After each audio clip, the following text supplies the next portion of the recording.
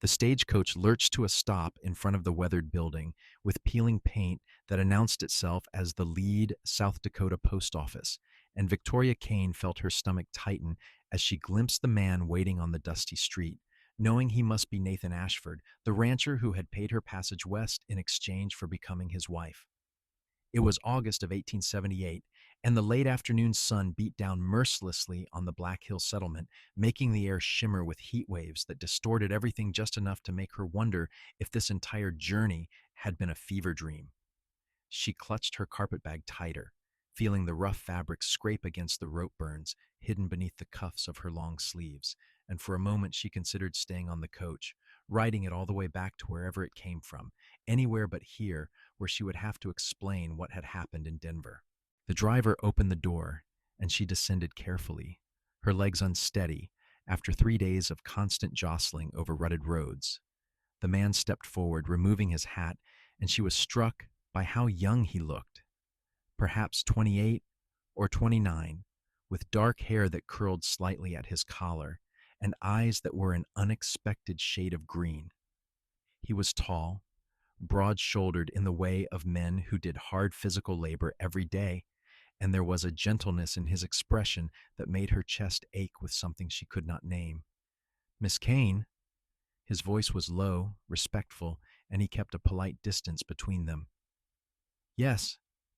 Mr. Ashford?" She forced herself to meet his eyes, to not look away like the coward she felt she had become. "Nathan, please." He smiled, and it transformed his face entirely, making him look boyish despite the sun-weathered lines at the corners of his eyes. "Welcome to Lead. I hope the journey was not too difficult." "It was fine, thank you."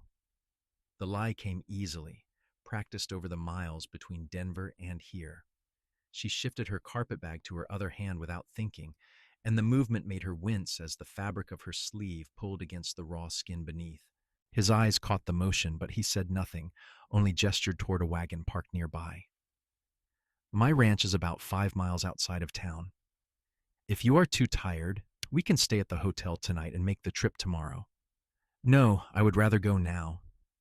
The thought of spending the night in town, where anyone might see her, might recognize her from the wanted notices that were surely circulating by now, made her skin crawl. "If that is acceptable to you." "Of course." He walked beside her to the wagon, offered his hand to help her up onto the seat. She took it briefly, felt the calluses on his palm, the strength in his grip that was carefully controlled. He went around to the other side and climbed up, taking the reins in his hands before glancing at her again. "Are you hungry? We could stop at the restaurant before we head out." "I am fine." Another lie. She had not eaten since yesterday morning, afraid that anything she swallowed would come back up with the constant anxiety that had become her companion. "I just want to get settled." He nodded and clicked to the horses, and they began moving down the main street of Lead. The town was larger than she had expected, with real buildings made of wood and brick rather than the tent structures she had imagined. Gold had been discovered in the Black Hills a few years earlier, and the rush had brought people flooding into the territory, building towns almost overnight. Lead had clearly benefited from the boom, though it still had the raw, unfinished quality of a place that was still defining itself. They rode in silence for a while, leaving the town behind and heading into open country, dotted with pine trees and rocky outcroppings. The landscape was beautiful in a harsh way, all sharp edges and dramatic contrasts, so different from the rolling green hills of Pennsylvania where she had grown up. That felt like another lifetime now, a story that had happened to someone else. "I should tell you," Nathan said suddenly, his voice careful, "that I do not expect anything from you that you are not willing to give. I know this arrangement is not conventional, and I want you to feel safe." She looked at him sharply, surprised by the directness of his statement. "What do you mean?" "I mean that while I hope we will have a true marriage someday, I understand that we are strangers. You will have your own room, your own space for as long as you need it. There is no obligation beyond companionship."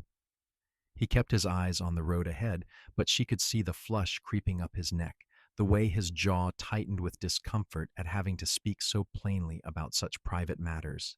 "That is very kind of you." She meant it sincerely. When she had answered his advertisement in the Matrimonial Gazette, desperate and running out of options, she had prepared herself for the possibility that she would be marrying someone cruel, someone who would see her as property purchased and paid for. This unexpected consideration made her throat tight with emotion she could not afford to show.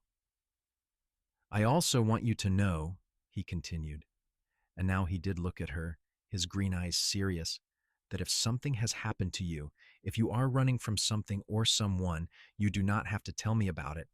Not unless you want to, but I want you to understand that this ranch, this home, it is yours now too. You are safe here." The words broke something inside her, some carefully constructed wall she had been building since Denver, and she felt tears prick at her eyes. She blinked them back fiercely, turning her face away to look at the passing landscape. "Thank you," she managed, her voice barely above a whisper. They did not speak again for the rest of the journey. The ranch appeared gradually, first as a fence line marking the boundary of his property, then as grazing cattle scattered across the grassland, and finally as a collection of buildings that included a barn, a bunkhouse, and a two-story house with a wide front porch. It was more substantial than she had expected, proof that Nathan Ashford was more than just another hopeful prospector trying to scratch a living from the harsh Dakota territory. He pulled the wagon up in front of the house and helped her down, carrying her carpet bag despite her protests. The front door opened before they reached it, and a woman stepped out onto the porch. She was older, perhaps 50, with gray hair pulled back in a severe bun and eyes that assessed Victoria with sharp intelligence. "Mrs. Chen, this is Victoria Kane, my intended," Nathan said. "Victoria, this is Mrs. Chen. She helps manage the household and does most of the cooking. Her husband works with the cattle." "Pleased to meet you," Victoria said, offering her hand. Mrs. Chen shook it firmly, her expression giving nothing away. "Welcome. I have prepared the guest room for you, and there is hot water if you would like to wash up before dinner." "That would be wonderful, thank you." Nathan led her inside, and she had a quick impression of a home that was comfortable but clearly lacking a woman's touch. The furniture was solid and practical, the rooms clean but spare, with none of the small decorative items or personal touches that made a house feel truly lived in. They went up the stairs, and he showed her to a bedroom at the end of the hall. "This is yours," he said, setting her carpet bag on the bed. "There is water in the pitcher and fresh towels. My room is downstairs, so you will have privacy up here. Dinner will be ready in about an hour, but if you are too tired, I can have Mrs. Chin bring you up a tray." "I will come down," she said. "It would be rude not to, on my first night." He nodded and moved toward the door, then paused. "Victoria, I meant what I said. You are safe here. Whatever has happened, whoever might be looking for you, they will have to go through me to get to you. I want you to know that." Before she could respond, he was gone, closing the door softly behind him. She stood in the center of the room, listening to his footsteps retreat down the stairs, and then she sank onto the bed and let herself shake with the fear she had been holding inside for days. After a few minutes, she forced herself to stand and begin unpacking. She had brought very little with her, just a few changes of clothes and the small collection of items that represented her entire life now. As she moved, the cuffs of her sleeves rode up slightly, exposing the angry red rope burns that circled her wrists like bracelets. She stared at them, remembering the feeling of the rough hemp cutting into her skin, the way her hands had gone numb after the first hour, the taste of fear that had been metallic and overwhelming. She poured water from the pitcher into the basin and carefully rolled up her sleeves, wincing as the fabric pulled away from the wounds. They needed to be cleaned and bandaged properly, but she had no medical supplies, and she was not about to ask Nathan or Mrs. Chen for help. That would require explanations she was not ready to give, might never be ready to give. She washed as best she could, scrubbing away days of travel grime and dried blood, and then pulled her sleeves back down to hide the evidence of what had been done to her. The plain gray dress she had worn on the journey was filthy, so she changed into her only other respectable outfit, a dark blue calico that had seen better days but was at least clean. She brushed out her long dark hair and pinned it back, studying her reflection in the small mirror above the dresser. She looked tired, haunted, her blue eyes too large in her pale face. She was 23 years old and felt ancient, worn down by circumstances that had spiraled out of her control so quickly. She still could not quite comprehend how she had ended up here in South Dakota, preparing to marry a stranger to escape the consequences of trusting the wrong man. A knock on the door startled her. "Miss Kane, dinner is ready," Mrs. Chen called. "I will be right down." She took a deep breath, squared her shoulders, and went downstairs. Nathan and Mrs. Chen were waiting in the dining room, which was dominated by a large wooden table that could easily seat 12 people. Nathan had changed into a clean shirt, his hair still damp from washing, and he stood when she entered. "Please sit," he said, pulling out a chair for her. The meal was simple but good: roast chicken with potatoes and green beans, fresh bread with butter. Victoria ate slowly, forcing herself to take small bites and chew thoroughly, though her stomach was so knotted with nerves she could barely taste anything. Nathan made polite conversation, telling her about the ranch, the number of cattle they ran, the challenges of ranching in the Black Hills. Mrs. Chen said little, but Victoria felt the woman watching her with that same sharp assessment. "How long have you been in the territory?" Victoria asked Nathan, grateful to have the attention on him rather than herself. "5 years now. I came out here after the gold strike, like everyone else, but I quickly realized that ranching was a more reliable way to make a living than prospecting. I bought this land 3 years ago, built the house 2 years ago, and I have been building the herd ever since." He took a sip of water. "It is a good life, but it is lonely. That is why I placed the advertisement." "And your family? Are they still back east?" She knew from his letters that he was originally from Ohio. "My parents died when I was young. I have a sister in Chicago, but we are not close. So there is no family to speak of. Just the men who work for me, and Mrs. Chen and her husband." He glanced at the older woman with obvious affection. "They have been with me since the beginning." "Mr. Ashford is a good man," Mrs. Chen said, her accent slight but noticeable. "He treats everyone fairly, pays good wages. You are fortunate." Victoria nodded, not trusting herself to speak. She was fortunate in a way. She could have ended up with someone cruel, someone dangerous. Instead, she had found a man who seemed genuinely kind, who was offering her protection without demanding anything in return. And yet, the weight of what she was hiding from him felt crushing, a debt she did not know how to repay.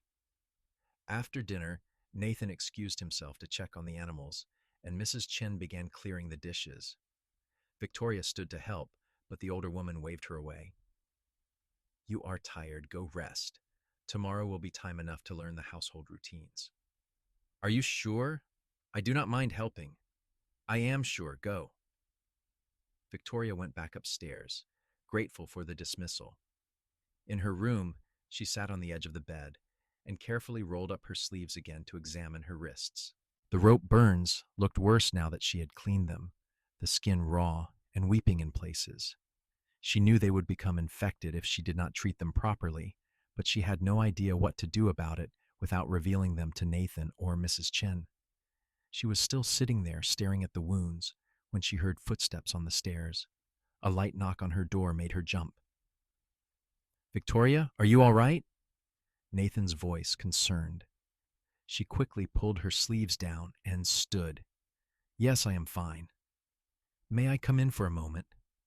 She hesitated, then opened the door. He stood in the hallway, holding a small wooden box. "Mrs. Chen mentioned that you winced several times during dinner, and I thought perhaps you might have some injury from the journey. I brought medical supplies in case you need them." He held out the box, and she stared at it, her heart hammering in her chest. "I am fine," she said, but her voice was too high, too strained. "Victoria." He said her name gently, like a prayer or a promise. You do not have to tell me what happened, but please let me help you if you are hurt. I promise I will not ask questions. I will not judge. I just want to make sure you're taken care of. She looked up at him, at the genuine concern in his green eyes, and something inside her crumpled. Slowly, wordlessly, she held out her arms and pushed back the sleeves of her dress, exposing the rope burns that circled her wrists. He drew in a sharp breath, his face going pale, but true to his word, he asked no questions. He simply opened the medical box and removed clean bandages, a jar of salve, and a bottle of carbolic acid solution. May I? He asked, gesturing to her wrists. She nodded, unable to speak past the lump in her throat. He worked with careful efficiency, cleaning the wounds with the carbolic acid solution that stung enough to make her gasp. I know it hurts, but it will prevent infection, he murmured. Then he applied the salve, his touch so gentle it made her want to cry, and wrapped each wrist with clean white bandages. His hands were steady, competent, the hands of someone who had done this many times before. You should change the bandages every day, he said when he was finished. I will leave the supplies here with you, but if you need help, please ask. There is no shame in needing help. Thank you, she whispered, and this time she could not stop the tears from falling. He reached up slowly, giving her time to pull away, and wiped a tear from her cheek with his thumb. Whatever happened to you, whoever did this, they will never touch you again. I give you my word. Then he left, taking the medical box, but leaving behind the supplies she would need for her wrists. She heard him go back downstairs, heard the front door open and close as he went out to do his evening rounds. She sat on the bed, holding her bandaged wrists against her chest, and for the first time since Denver, she allowed herself to hope that perhaps she really could be safe here. The next morning, she woke to sunlight streaming through the window and the sound of roosters crowing. For a moment she was disoriented, unsure where she was, and then memory returned in a rush. South Dakota, the ranch, Nathan Ashford, who had bandaged her wrists and asked nothing in return. She dressed quickly, changing the bandages on her wrists as he had instructed, and went downstairs. Mrs. Chen was in the kitchen, preparing breakfast, and the older woman gave her a nod of greeting. Good morning. Did you sleep well? Yes, thank you. Can I help with anything? You can set the table. Plates are in that cabinet. They worked in companionable silence for a few minutes, and then Mrs. Chen said, Mr. Ashford is a good man, the best I have known. He will treat you well if you give him a chance. I can see that, Victoria said softly. I am grateful to be here. You have been hurt. It was not a question. By someone you trusted, I think. Victoria's hands stilled on the plates she was holding. How did you know? I see it in your eyes. That kind of fear, it does not come from strangers. It comes from those we let close to us. Mrs. Chen stirred something on the stove, her movements practiced and efficient. I was married before Mr. Chen. To a man who hurt me, I understand what it is to run, to try to start over. I am sorry, Victoria said, meaning it. Do not be sorry. Be strong. And know that not all men are like the ones who hurt us. Mr. Ashford, he is different. Give him time to prove it to you. Before Victoria could respond, the back door opened, and Nathan came in, accompanied by another man who was clearly Chinese, presumably Mr. Chen. Both men removed their hats and nodded greetings. Good morning, Nathan said, his eyes going to Victoria's bandaged wrists, and then quickly away, respecting her privacy. Victoria, this is Thomas Chen. Thomas, this is Miss Kane. Pleased to meet you, Thomas Chen said. His English was heavily accented but clear. He was older than his wife, with a weathered face and kind eyes. They sat down to breakfast, which was a hearty meal of eggs, bacon, and biscuits with gravy. The conversation was easier this morning, less strained, and Victoria found herself relaxing slightly. Nathan told her about his plans for the day, which involved riding out to check on the cattle in the far pastures, and asked if she would like to tour the immediate area around the house. I would like that, she said. I want to learn about my new home. After breakfast, he showed her around the property. The barn was well maintained and housed several horses, including a gentle mare he said she could ride whenever she wished. The chicken coop provided eggs for the household, and there was a large vegetable garden that Mrs. Chen tended. Beyond the immediate buildings, the land stretched out in rolling hills covered with grass and scattered pines, with mountains visible in the distance. It is beautiful, Victoria said, and meant it. There was something about the vastness of the landscape that made her feel like she could breathe again, like the walls that had been closing in on her in Denver had fallen away. I am glad you think so. I know it is not what you are used to, being from the city, but I have come to love it here. Nathan shaded his eyes against the sun, looking out over his land. It is hard work, and the winters are brutal, but there is a freedom here that you cannot find back east. I did not grow up in the city, she said without thinking. I am from a small town in Pennsylvania. My father had a farm. Had? He does not any longer? She felt herself stiffen, realized she had said too much. He died 5 years ago. My mother went to live with my aunt after that. I went to Philadelphia to work. It was the story she had told in her letters to him, the carefully edited version of her life that left out all the messy, complicated parts. He seemed to sense her discomfort and changed the subject, pointing out various landmarks and explaining the layout of the ranch. They walked for over an hour, and by the time they returned to the house, Victoria felt more grounded than she had in weeks. Nathan excused himself to go work with the cattle, and she spent the rest of the day with Mrs. Chen, learning the household routines and beginning to understand what her role here would be. That evening, as she was helping prepare dinner, there was a commotion outside. Victoria heard shouting, the sound of horses, and then Nathan's voice, sharp with authority. She and Mrs. Chen went to the window and saw 3 men on horseback in the yard, and Nathan standing in front of them with his arms crossed. Who are they? Victoria asked, her heart beginning to race. Ranch hands from the property to the north. There has been some trouble over grazing rights. Mrs. Chen's voice was calm, but Victoria could see the tension in her shoulders. They watched as Nathan spoke with the men, his posture relaxed but ready. After a few minutes, one of the men dismounted and they shook hands, apparently having reached some kind of agreement. The riders left and Nathan came back into the house. Nothing to worry about, he said, though his jaw was tight. Just some neighbors being territorial. It is settled now. But Victoria had seen something in that exchange, had recognized the potential for violence that simmered beneath the surface of life out here. The West might be beautiful and free, but it was also dangerous, a place where disputes were settled with fists or guns more often than words. She thought of the rope burns on her wrists, of what she was running from, and wondered if she had simply traded one kind of danger for another. Over the next few weeks, she settled into a routine.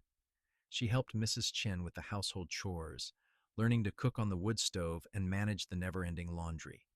She tended the garden, collected eggs, and gradually began to learn the rhythms of ranch life. Nathan was kind and respectful, giving her space but always available if she needed anything. He never pressed her about her past, never asked about the rope burns that were slowly healing beneath fresh bandages she changed every day. But she found herself drawn to him in ways she had not expected. She would watch him work with the horses, his movements sure and confident, and feel a flutter in her chest that was equal parts attraction and fear. She caught herself listening for his footsteps, looking forward to the evenings when they would sit on the porch after dinner and talk about their days. He told her stories about his life, about the men he employed, about the challenges of building something lasting in such an unforgiving place. She told him smaller stories, carefully curated glimpses of a life that skirted around the truth. One evening, about a month after her arrival, they were sitting on the porch watching the sunset when Nathan said, I would like us to be married soon. Not because I want to rush you, but because people in town are beginning to talk. It would be better for your reputation if we made things official. Victoria felt her stomach clench. She had known this was coming, had agreed to it when she answered his advertisement, but now that the moment was here, she felt paralyzed with fear. When did you have in mind? Next Sunday, if you are agreeable. The circuit preacher will be in town, and we could have a small ceremony at the church. Mrs. Chin can stand up with you, and Thomas will stand with me. Nothing elaborate. All right, she said, because what else could she say? This was the arrangement they had made, the bargain she had struck when she was desperate and running out of options. He reached over and took her hand, his thumb brushing gently over the bandages she still wore. Victoria, I want you to know that I have come to care for you very much over these past weeks. I know we are still strangers in many ways, but I hope that in time you might come to care for me as well. I want this to be a real marriage, based on trust and affection, not just an arrangement on paper. I do care for you, she said, and realized it was true. She had not meant to let him past her defenses, but his kindness and patience had worn down her resistance in ways she had not anticipated. You have been so good to me, better than I deserve. Do not say that. You deserve every good thing. His eyes were serious, intense. Someday, I hope you will trust me enough to tell me what happened to you, but until then, I will be content with whatever you are willing to give me. The wedding took place the following Sunday in Leeds' small church. Victoria wore a simple cream-colored dress that Mrs. Chin had helped her make, and Nathan wore his best suit. The ceremony was brief, the preacher's words familiar and comforting, and when Nathan slipped a plain gold band onto her finger, she felt tears prick at her eyes. They were husband and wife now, bound together in the eyes of God and the law. The thought should have brought her comfort, but instead, it filled her with a creeping sense of dread, because she was still lying to him, still keeping secrets that could destroy everything they were building together. After the ceremony, they returned to the ranch for a simple celebration. Mrs. Chin had prepared a special dinner, and Thomas had brought out a bottle of wine he had been saving for a special occasion. They ate and drank and laughed, and for a few hours, Victoria allowed herself to forget about Denver, about the man she had trusted, and the terrible mistake she had made. That night, true to his word, Nathan kissed her gently at her bedroom door and went downstairs to his own room. She lay in bed, staring at the ceiling, wondering what kind of man would marry a woman and then give her space to decide when she was ready to truly be his wife. The answer was simple: a good man. The kind of man she had not believed existed anymore. It was 2 weeks after the wedding when her past caught up with her. She was in the garden, picking tomatoes for dinner, when she heard a horse approaching at a gallop. She looked up and felt her blood turn to ice. The rider was a stranger, but she recognized the type immediately: a bounty hunter, hard-eyed and dangerous, the kind of man who would track someone to the ends of the earth for the right price. He reined in his horse at the fence and looked down at her. You Victoria Kane? Who is asking? She forced her voice to remain steady, though her hands were shaking so badly she dropped the tomato she was holding. Name is Jack Robbins. I am looking for a woman who matches your description. She is wanted for theft in Denver. Substantial reward for her return. I think you have the wrong person. I do not think so. He dismounted and came toward her, and she took an instinctive step back. You fit the description perfectly.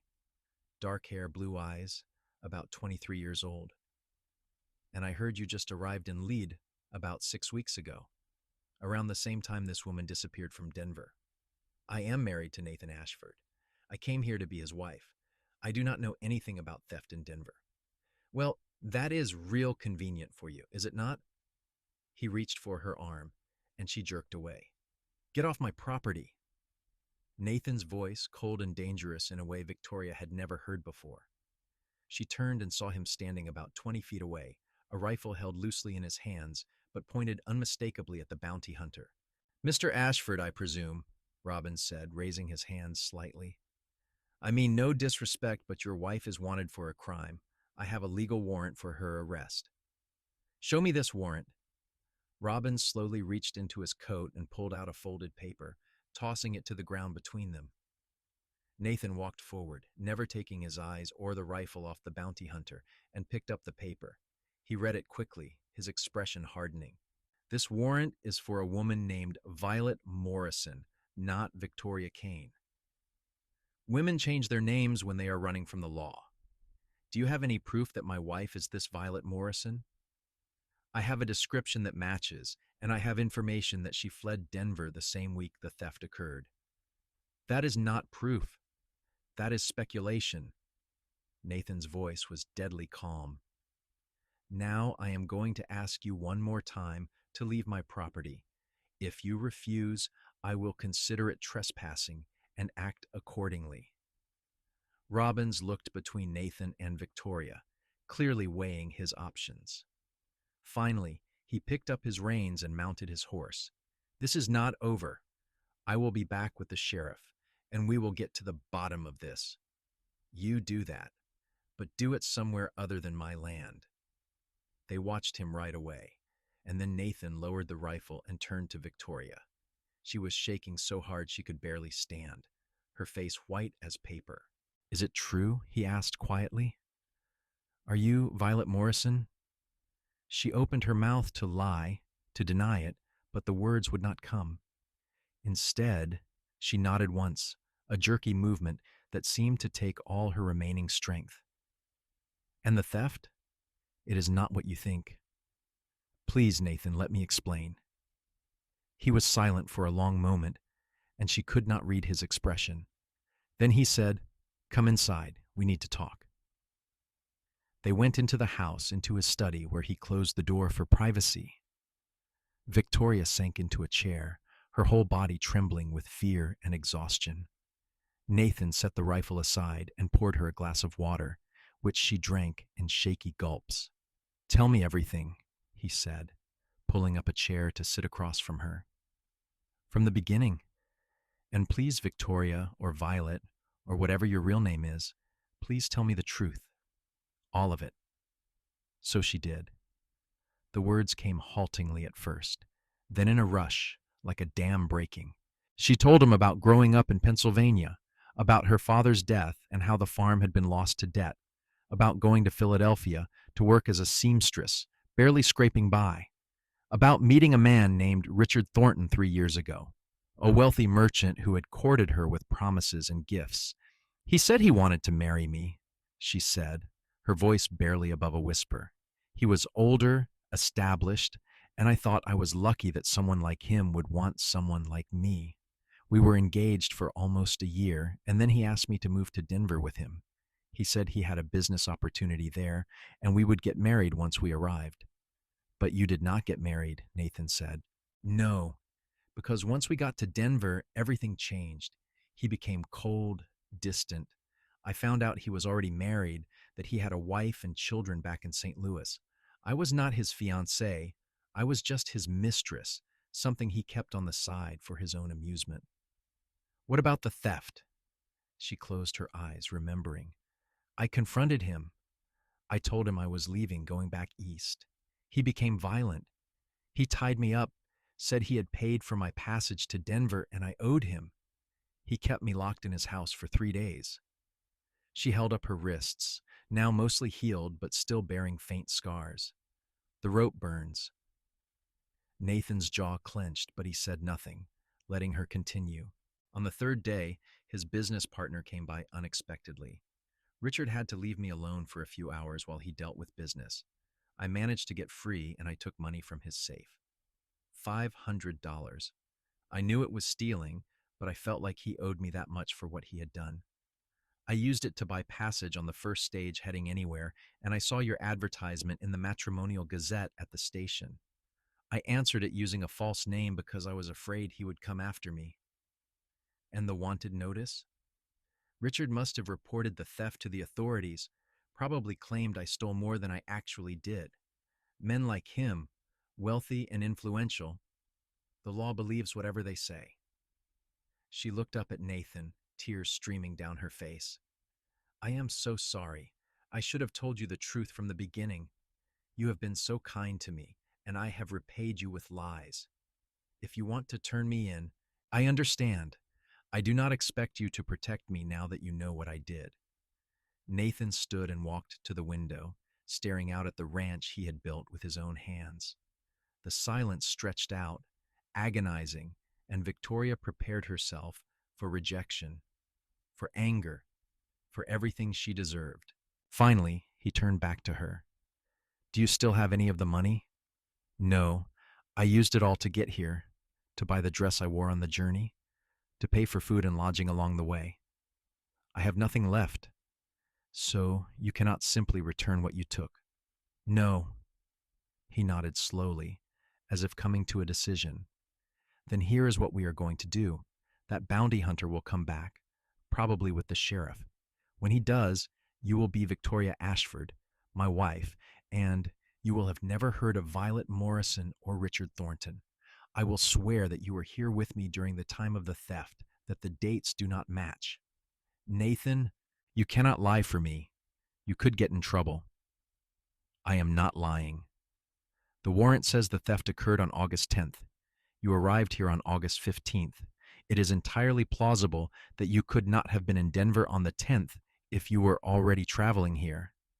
But I was in Denver on the 10th. That is when I took the money. They do not know that. They only know when the theft was reported, which was likely days after it happened. All we have to do is create reasonable doubt. He came back and knelt in front of her chair, taking her hands in his. Victoria, listen to me. What that man did to you, keeping you prisoner, hurting you, that was wrong. You were defending yourself, trying to escape. Any money you took, you were entitled to as compensation for what he put you through. The law will not see it that way. Perhaps not, but I do. And I will not let them take you away from me. You are my wife now, and I protect what is mine. The fierceness in his voice, the absolute conviction, made her start crying in earnest.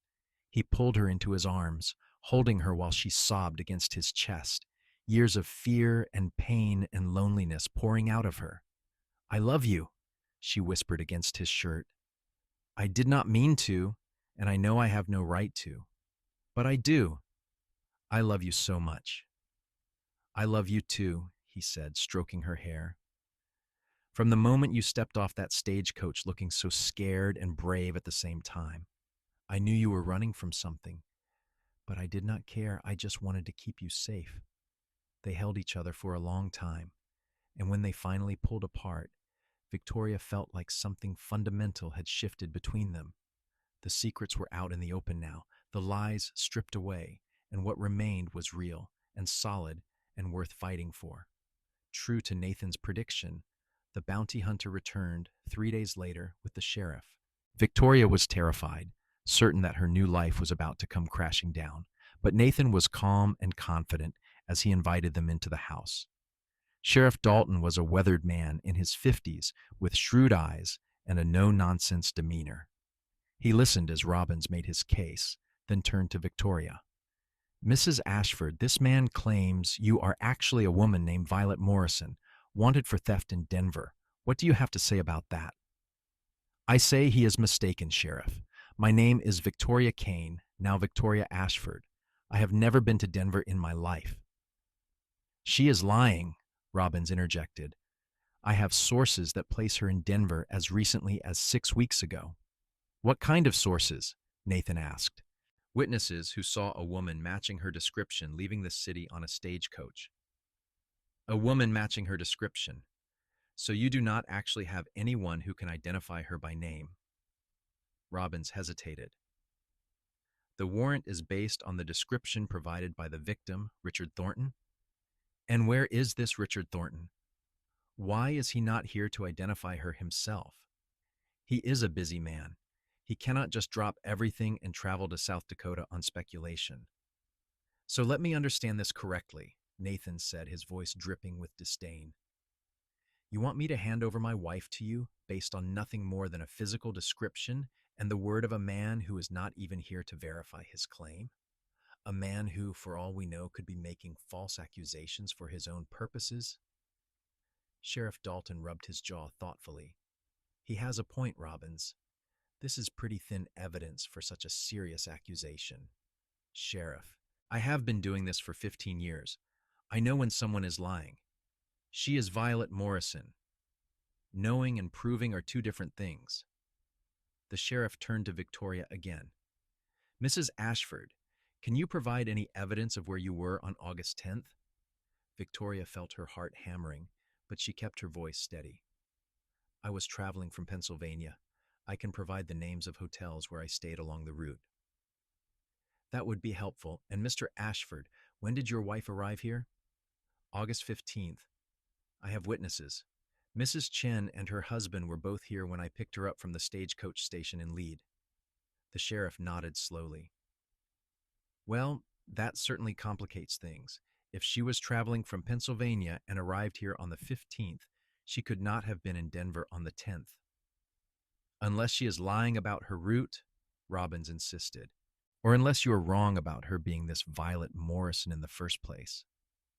Nathan crossed his arms. Sheriff, my wife has done nothing wrong. This man is harassing us based on circumstantial evidence at best. I want him off my property, and I want him to stay away from my family. Sheriff Dalton looked between them for a long moment, then nodded. I am inclined to agree with you, Mr. Ashford. Robbins, unless you can come up with something more concrete than a physical description, I cannot justify pursuing this further. This is not over, Robbins said, his face flushed with anger. I will find the proof, and when I do, I will be back. You do that! But until then, leave these people alone. The sheriff tipped his hat to Victoria. My apologies for the disturbance, Mrs. Ashford. I hope you will forgive the intrusion. After they left, Victoria collapsed into a chair, shaking with relief and residual fear. Nathan poured her a glass of whiskey and insisted she drink it, then pulled her into his arms again. He will not give up, she said. Men like that never do. Let him try. He has no proof, and without proof he has nothing. You are safe, Victoria, I promise you. But safety felt like a fragile thing, easily shattered. Over the following weeks, Victoria jumped at every unexpected sound, watched the road constantly for signs of Robbins returning. Nathan was patient with her anxiety, never dismissing her fears, but also refusing to let them consume their lives. He began teaching her to ride properly, taking her out on the gentle mare for long rides across the property. He showed her how to handle a rifle, insisting that every person on a ranch needed to know how to protect themselves. He introduced her to the ranch hands who worked for him, making it clear that she was the lady of the house and should be treated with respect. Slowly, gradually, she began to relax. The rope burn scars faded to thin white lines that were barely visible unless you knew to look for them. The nightmares that had plagued her since Denver became less frequent, and her love for Nathan deepened into something profound and unshakable. It was late October when she finally went to him one evening and said, I am ready. He looked up from the ledger he was reviewing, confused. Ready for what? To be your wife in every way. She felt her face flush, but she held his gaze. If you still want me. He stood so quickly he knocked over his chair. If I still want you? Victoria, I have wanted you since the moment I saw you. But I did not want to rush you, did not want you to feel obligated. I do not feel obligated. I feel loved, and I love you. I want us to have a real marriage. He crossed to her in 3 long strides and kissed her with a passion that took her breath away. She kissed him back, pouring everything she felt into it, all the love and gratitude and desire that had been building inside her for months. That night, he carried her upstairs to his room, and they became husband and wife in truth as well as name. He was gentle with her, patient, making sure she felt safe and cherished every moment.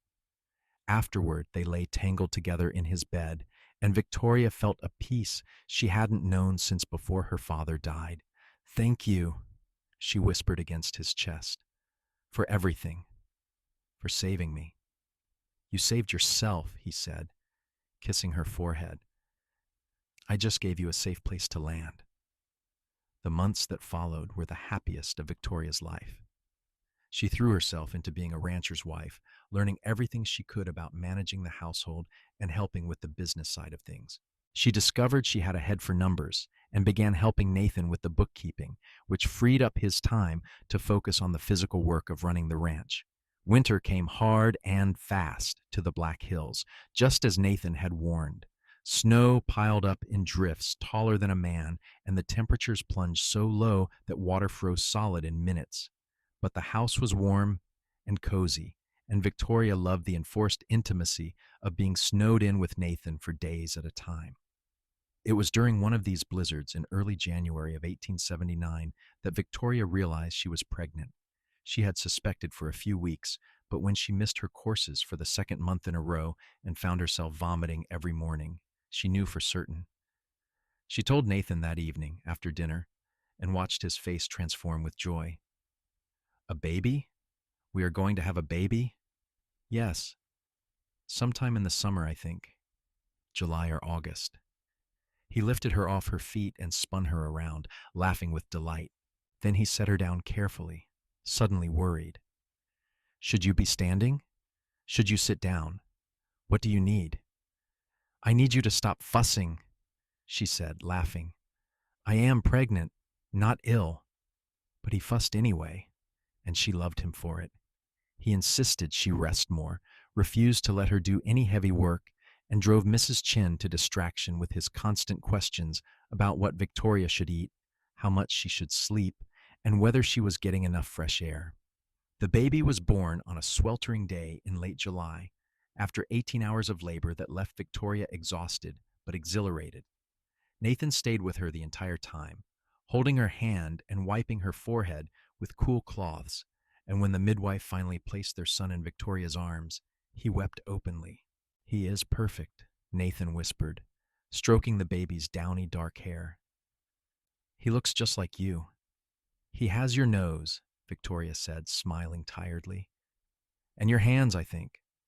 Look how long his fingers are." They named him Samuel Nathan Ashford, and he became the center of their world. Nathan was a devoted father, changing diapers without complaint and walking the floor at night when Samuel was fussy. Victoria had never seen him happier than when he was holding their son, singing off key lullabies or telling him stories about the ranch. Samuel was 6 months old when Jack Robbins returned.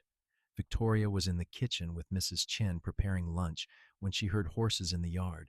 Something in the sound made her tense, made the hair on the back of her neck stand up. She went to the window and felt her blood run cold. Robbins was back, and this time he was not alone. He had brought 4 other men with him, all armed, all with the hard look of men who made their living through violence. "Mrs. Chen, take Samuel upstairs and stay there no matter what you hear," Victoria said, her voice surprisingly calm. "What is happening? Just do it, please." Mrs. Chen scooped up Samuel from his basket and hurried upstairs. Victoria went to the study where Nathan kept the rifles and took one down from the rack. Her hands were shaking, but she checked to make sure it was loaded, just as Nathan had taught her. She heard heavy footsteps on the porch, then pounding on the door. "Mrs. Ashford, open up! I know you are in there!" Victoria took a deep breath, said a prayer, and opened the door with the rifle in her hands. Robbins looked surprised to see her armed, but he recovered quickly. "Mrs. Ashford, or should I say Miss Morrison, my name is Victoria Ashford, and you are trespassing on my property. Leave now or I will shoot you." "Now there is no need for that. I have proof this time.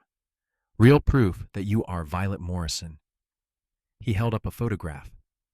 "This was taken in Denver, outside Richard Thornton's house. That is you, is it not?" Victoria felt her heart sink as she looked at the image. It was indeed her, taken about 6 months before she fled Denver, standing beside Richard outside the house where he had kept her prisoner. She had not known the photograph existed. "That does not prove anything," she said, but her voice lacked conviction. "It proves you lied about never being in Denver. And if you lied about that, you are lying about everything else." Robbins gestured to his men. "Now, you can come peacefully, Or we can do this the hard way. You are not taking her anywhere. Nathan's voice rang out from the side of the house. Victoria's head snapped around, and she saw him walking toward them, his rifle raised and aimed at Robbins. Behind him were Thomas Chin and the three ranch hands who worked for them, all similarly armed. Mr. Ashford, this is a legal matter. Do not make it worse by interfering. That photograph does not prove she committed any crime. It only proves she was in Denver at some point, which she has already admitted. She was there visiting friends before she came here to marry me. She told the sheriff she had never been to Denver. She misspoke out of fear because you were harassing her. But being in Denver is not a crime. You still have no proof she stole anything. Richard Thornton will testify against her. Then where is he? You showed up 6 months ago claiming he was too busy to come himself. Now you have had half a year to convince him to make the trip, and yet he still is not here. Maybe because his story would not hold up under scrutiny. Robbins's face flushed with anger. You cannot protect her forever, Ashford. Eventually, the truth will come out. The truth is that my wife is innocent, and you are a bounty hunter who is more interested in collecting a reward than finding justice. Now get off my land before this gets ugly. For a long moment, nobody moved. The tension was thick enough to cut with a knife, and Victoria was certain someone was going to start shooting. Then Sheriff Dalton rode into the yard, dismounting quickly. What in the hell is going on here? He demanded. Robbins, I told you to leave these people alone. I have new evidence, Sheriff. Proof that she was in Denver, that she lied about never being there. Dalton looked at the photograph, then at Victoria. Is this you, Mrs. Ashford? Victoria met his eyes steadily. Yes, I was in Denver last year visiting friends. I did not mention it before because I was frightened by Mr. Robbins' accusations, and I thought it would only complicate matters. But being in Denver is not a crime. It is not, the sheriff agreed. And unless you have actual evidence of theft, not just circumstantial connections, then I cannot authorize any arrest. What about Richard Thornton's testimony? Where is he? If he wants to press charges, he needs to come here and make a formal complaint. I am not going to arrest someone based on a second-hand account and a photograph that proves nothing except that she was once in Denver. Robbins looked like he wanted to argue further, but the sheriff's expression made it clear the discussion was over. Fine, but this is not finished. I will find the proof, and when I do, I will be back. If you set foot on this property again without a warrant, I will arrest you for harassment and trespassing, Dalton said coldly. Do I make myself clear? Robbins and his men rode off, and the sheriff turned to Nathan and Victoria. I am sorry about this. I will speak to the territorial judge about issuing a restraining order. That should keep Robbins away for good.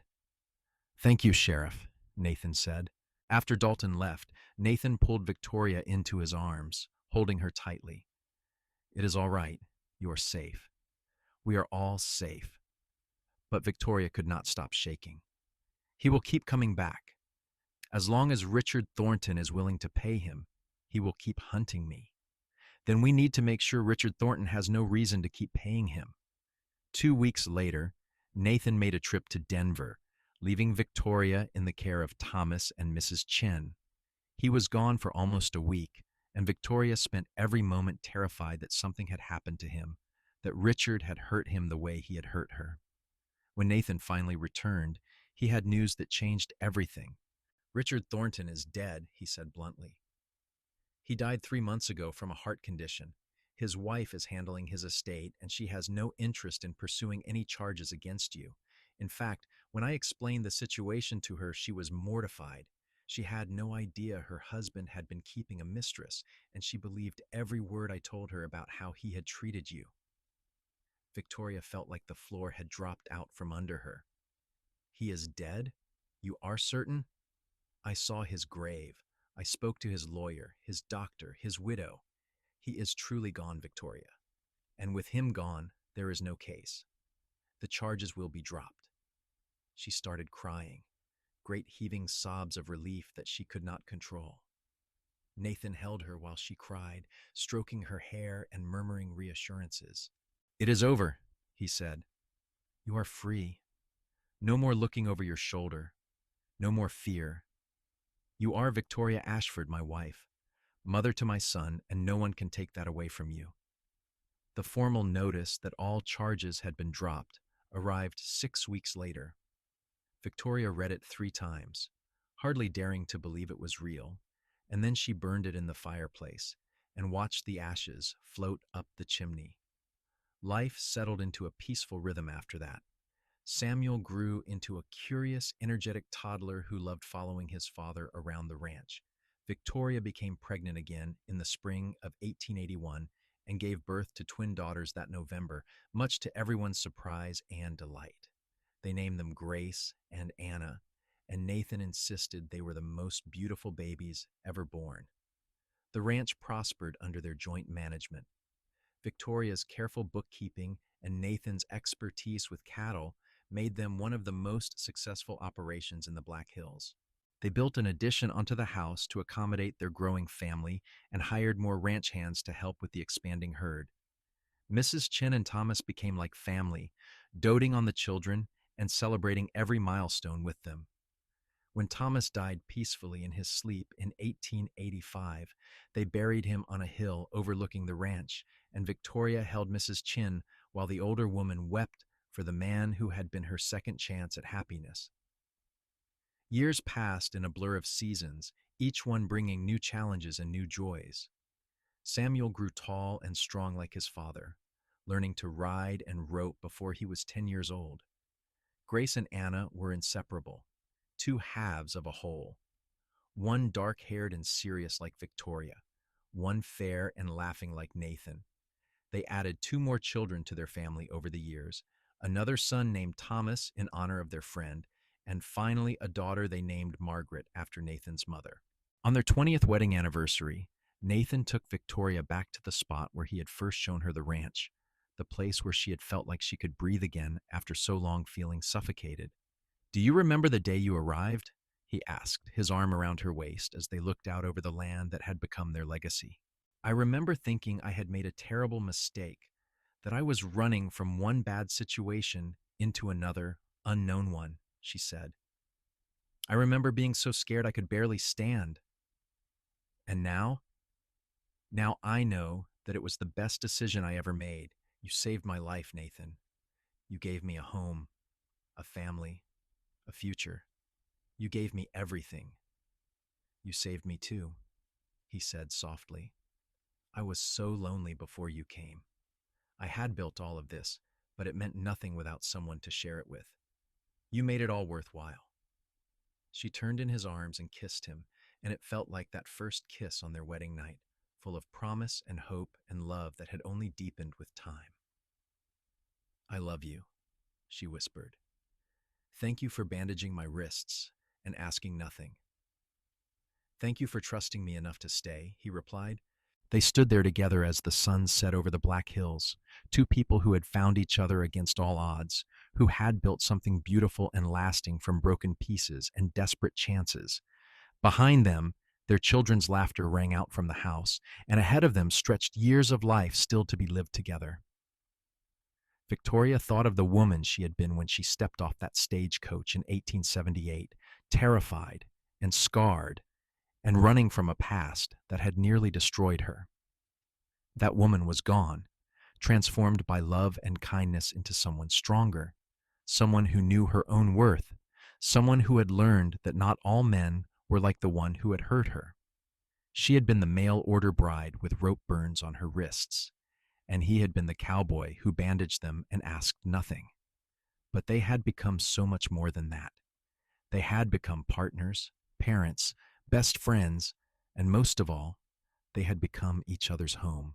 And that, Victoria thought, as Nathan took her hand and led her back toward the house filled with light and warmth and the family they had created together, was the greatest gift of all. Not just survival, but a life truly worth living, built on honesty and trust, and a love that had been tested by fire and emerged stronger for it.